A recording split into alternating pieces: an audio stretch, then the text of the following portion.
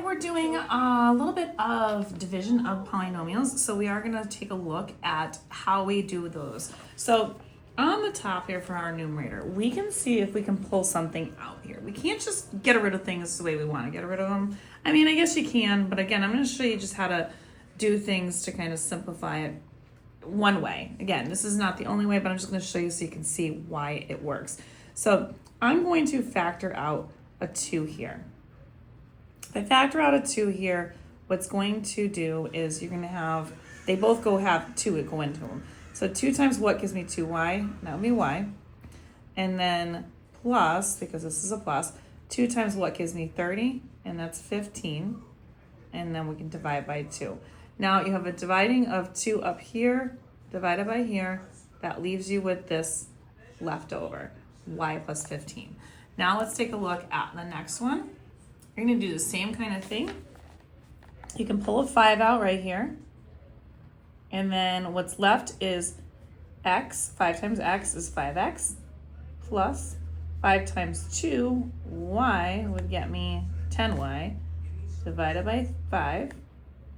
And then the 5's will cancel. And it will leave me with this as my remaining piece. X plus 2y.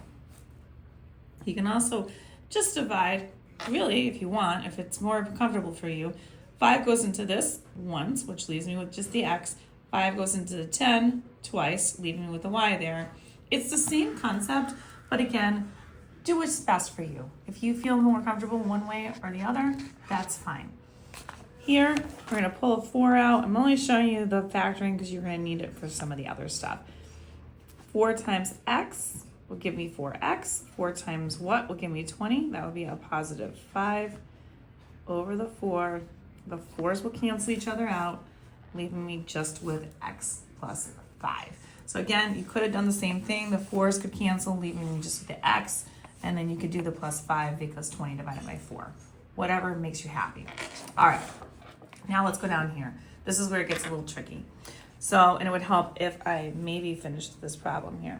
These are from the Kaplan GED 2021 book, by the way. So if you are studying for the GED, this will be very helpful for you. Now, factoring out, again, doing what I did kind of up here, we're going to factor out what we can do. They both have 6 in common on the numerator because 6 goes into both of those numbers. They also have one of the x's available. So they both have an x in common. So we're going to pull those out. Now, 6 times what gives me 18? That's 3. In order for me to get an x squared, I have x already outside of here, so I need an x right here next to that. Now, this already is 6x, so I don't need to do anything here. Keep it the same, so we're going to add 1. So when I multiply, 6x times 1 will keep it 6x. Now I'm going to divide by 3. Now, here I'm going to divide. The x's are going to cancel each other out. 6 divided by 3 leaves me with 2.